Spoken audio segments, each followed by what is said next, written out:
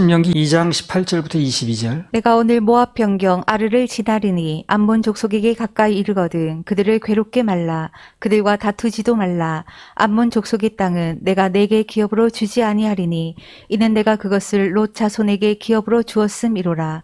이것도 르바임의 땅이라 하였었나니 전에 르바임이 거기 거하였었으며 암몬 족속은 그들을 삼손님이라 일컬었었으며 그 백성은 강하고 많고 아낙 족속과 같이 키가 크나 여호와께서 암몬 족속 앞에서 그들을 멸하셨으므로 암몬 족속이 대신하여 그 땅에 거하였으니 마치 세일에 거한 에서 자손 앞에 호리 사람을 멸하심과 일반이라. 그들이 호리 사람을 쫓아내고 대신하여 오늘까지 거기 거하였으며. 이 말씀의 주제가 그겁니다. 한마디로 말하면 에돔이 됐든 모압이 됐든 암몬이 됐든 아무튼 하나님께서는 그들에게도 한번 주셨으면 어떻든 끝까지 말씀대로 하시더라는 거예요. 이게 참 신실하신 겁니다. 암몬은 마음에 안 들어 바꿔 이게 아니고 처음에 그 암몬 자손이 주시겠다고 했잖아요. 모압 자손이 주시겠다 했잖아요. 그럼 그걸 끝까지 지켜주시는 거야. 그래서 에돔이든 모압이든 암몬이 됐든 그들에게 그 허락한 땅으로 내가 허락했으니까 그렇게 지켜주라고 말씀하시는 겁니다.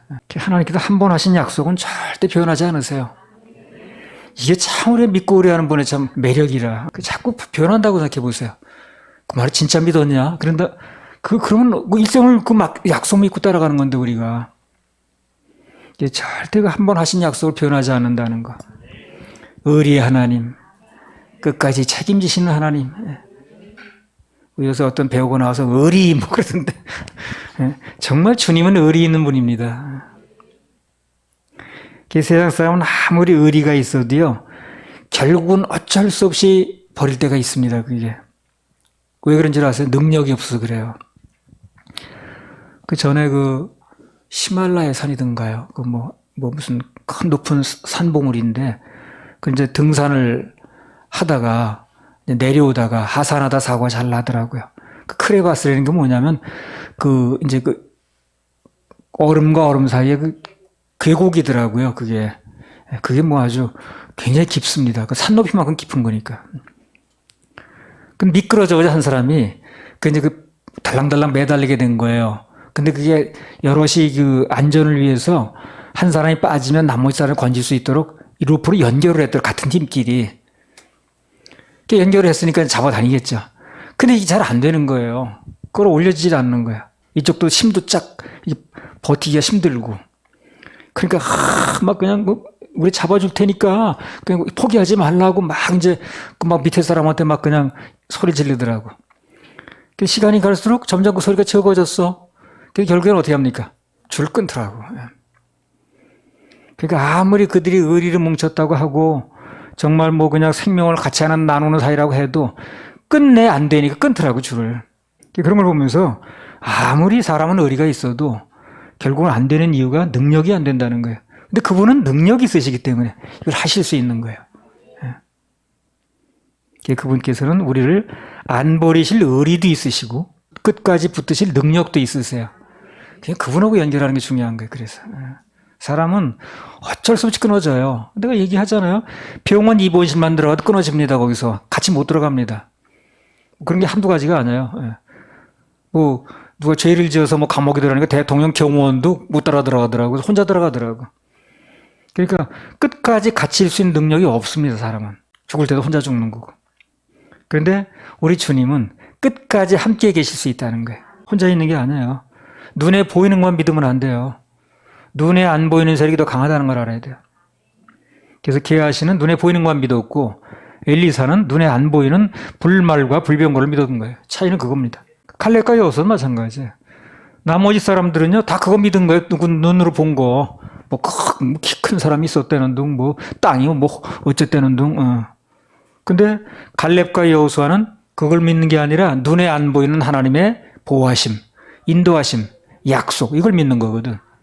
그 사람은 결국 200만 분의 1을 확률을 뚫고 들어갔잖아요. 이런 게 다 우리한테 들려주시는 말씀이라.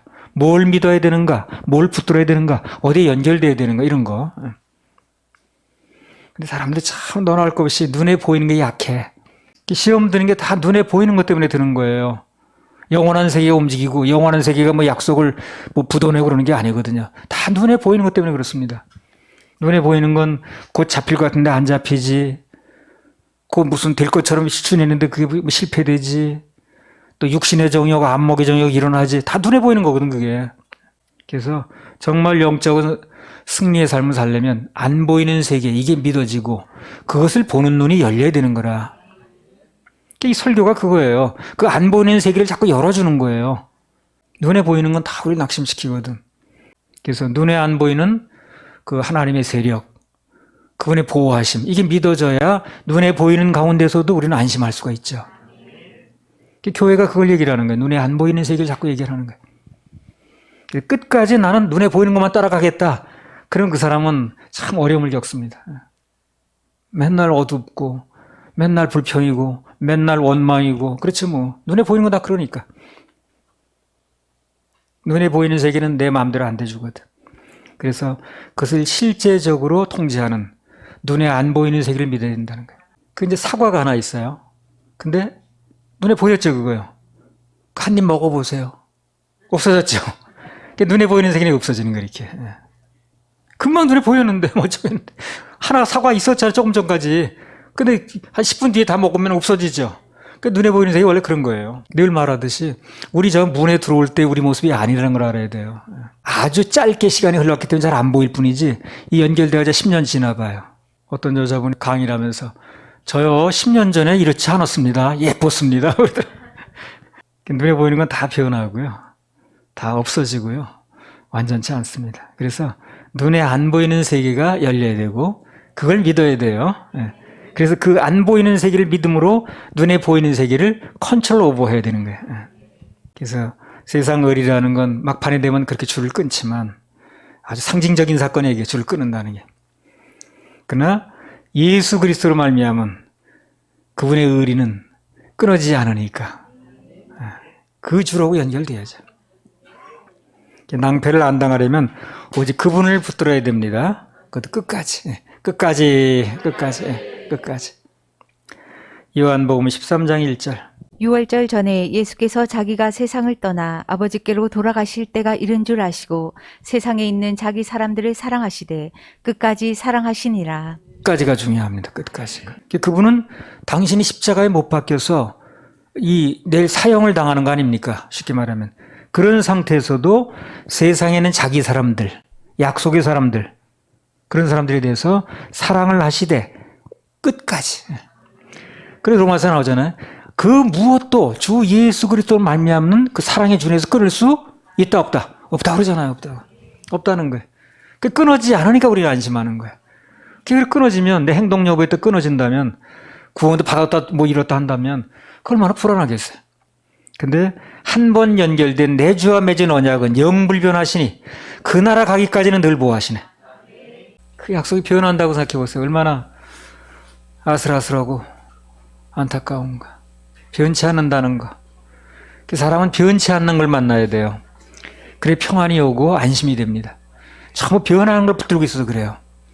근데 언젠가 그 사람이 정말 자유를 얻으려면, 정말 평화를 얻으려면 변치 않는 걸 붙들어야 됩니다. 그걸 만나는 사람은 행복한 거예요. 근데 변치 않는 유일한 존재는 예수 그리스도밖에 없다는 거예요. 신명기 2장 26절부터 30절. 내가 그대목 광야에서 헤스본 왕 시온에게 사자를 보내어 평화의 말로 이르기를 나를 내 땅으로 통과하게 하라. 내가 대로로만 행하고 좌로나 우로나 치우치지 아니하리라. 너는 돈을 받고 양식을 팔아 나로 먹게 하고 돈을 받고 물을 주어 나로 마시게 하라. 나는 도보로 지날 뿐인즉 세일에 거하는 에서 자손과 아래에 거하는 모압 사람이 내게 행한 것 같이 하라. 그리하면 내가 요단을 건너서 우리 하나님 여호와께서 우리에게 주시는 땅에 이르리라 하나 헤스본 왕 시온이 우리의 통과하기를 허락지 아니하였으니 이는 너희 하나님 여호와께서 그를 내 손에 붙이시려고 그 성품을 완강케 하셨고 그 마음을 강팍케 하셨음이라. 오늘날과 같으니라. 그러니까 이제 헤스본 왕 시온의 땅을 지나가려고 할 때 그 얘기를 한 거예요.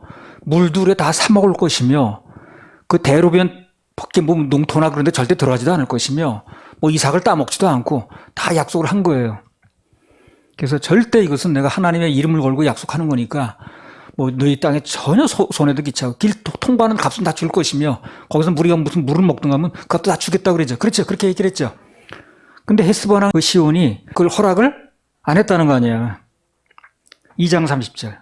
헤스본 왕 시온이 우리의 통과하기를 허락지 아니하였으니 이는 너희 하나님 여호와께서 그를 내 손에 붙이시려고 그 성품을 완강케 하셨고 그 마음을 강팍케 하셨음이라. 오늘날과 같으니라. 자, 이런 말씀을 우리가 잘 새겨들어야 돼요. 왜 그러냐면 그 헤스본 왕이 그렇게 하지 않은 것은 그 마음이라기보다도 하나님이 그 마음을 넣으셨다는 겁니다. 지금 그 얘기죠. 왜 넣냐는 거예요. 그럼 그 사람한테 악역을 맡기게 딱 맡게 하니까 그 사람이 그래서 넣은 거예요. 그럼 우리가 그런 마음을 안 받으려면 어떻게 된 거예요? 평소에 잘해야 된다는 얘기죠. 평소에 잘해야 된다는 얘기죠.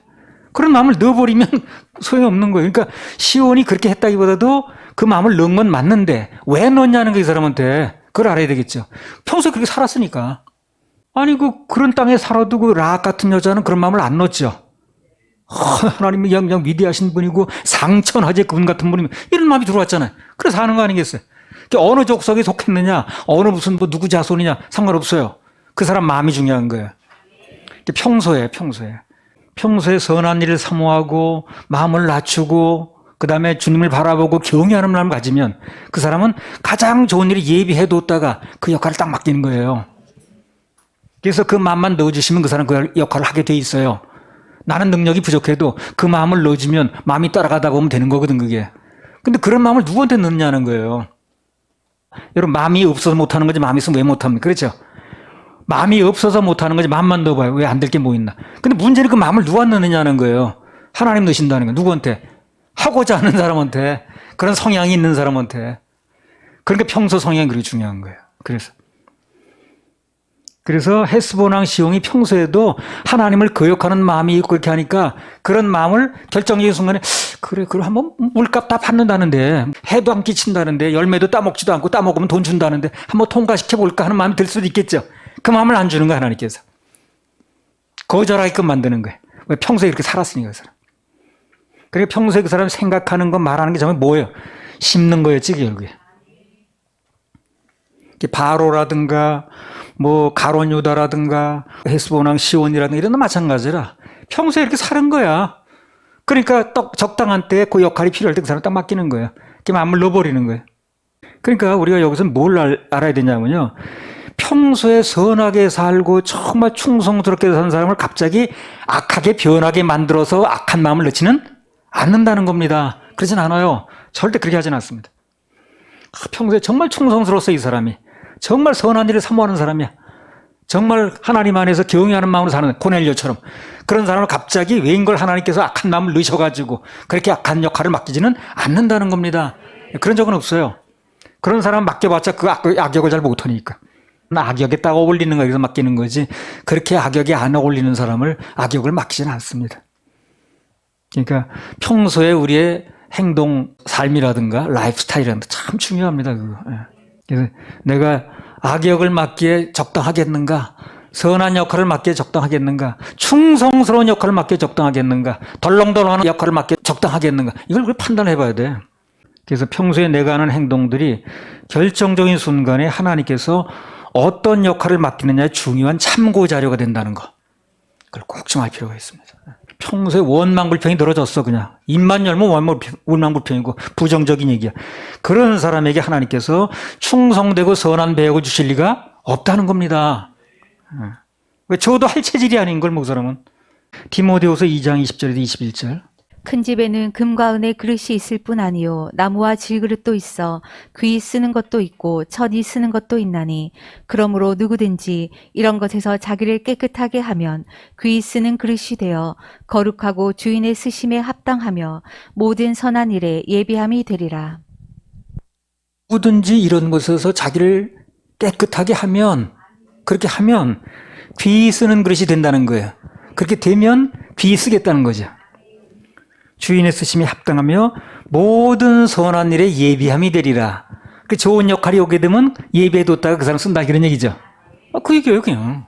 모든 선한 일에 예비함이 되리라.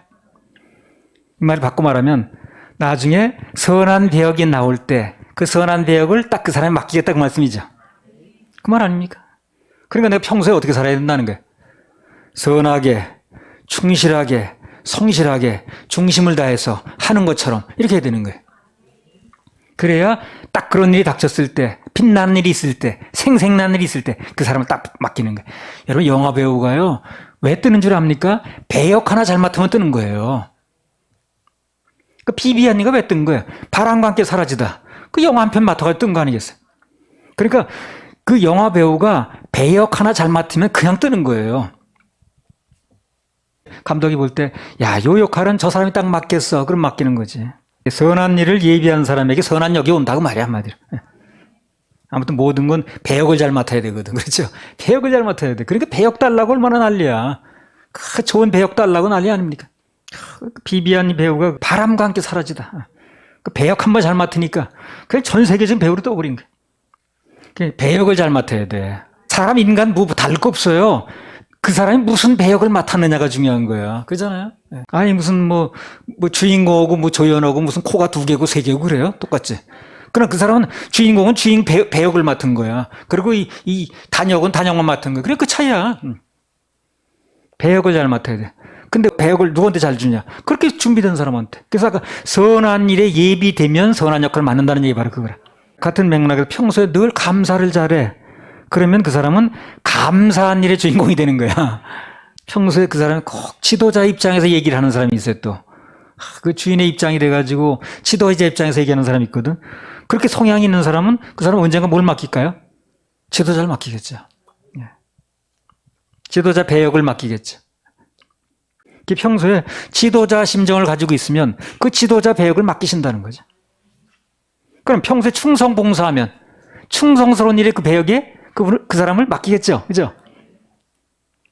평소에 충성 봉사하면 충성되자만이 할 수 있는 아주 멋있고 비중 있는 배역을 맡게 되는 것입니다. 가론 유다처럼 평소에 늘 반역하는 마음이 있으면 결국 선생을 팔아넘기는 그런 끔찍한 배역을 맡을 수밖에 없는 거예요. 그래서 배역을 맡기는 것은 모든 우주의 총감독 되시는 하나님의 소관입니다. 우리는 배우라 배우. 우리는 그 역할에 제대로 쓰임받을 수 있도록 준비되면 되는 거예요. 평소에 다 마찬가지입니다.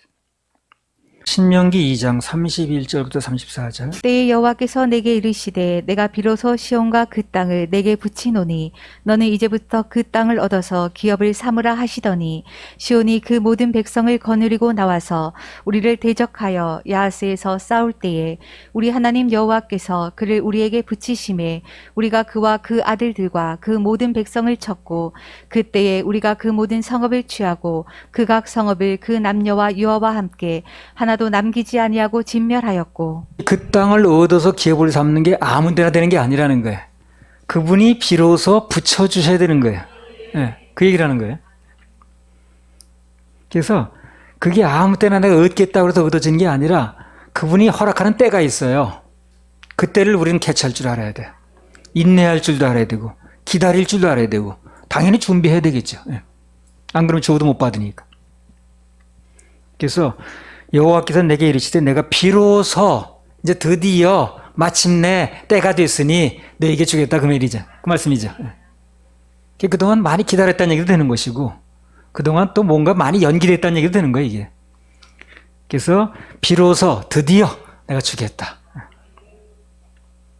그게 무슨 일을 하려면 일꾼도 있어야 되고요. 혼자 하는 게 아니니까. 또 거기에 대한 물질도 있어야 됩니다. 그렇죠? 재물도 있어야 되고 또 사람도 있어야 되고 뭐 다 있어야 되겠죠. 거기에도 무슨 여건도 있어야 되고. 예. 근데 그 모든 것들이 붙여주실 때가 있다는 거예요. 예. 붙여주실 때가. 우리도 그동안 보니까요. 아무리 애를 써도 안 붙을 사람은 안 붙더라고. 그렇게 공을 들이고 애를 쓰고 뭐 태우러 가고 뭘 선포라고 해도 도대체 안 믿어진다는데 뭘 어떻게 해. 근데 붙을 사람은 그냥 별로 신경 안 썼는데 난관이 와도 또 오더라고. 붙어지더라고.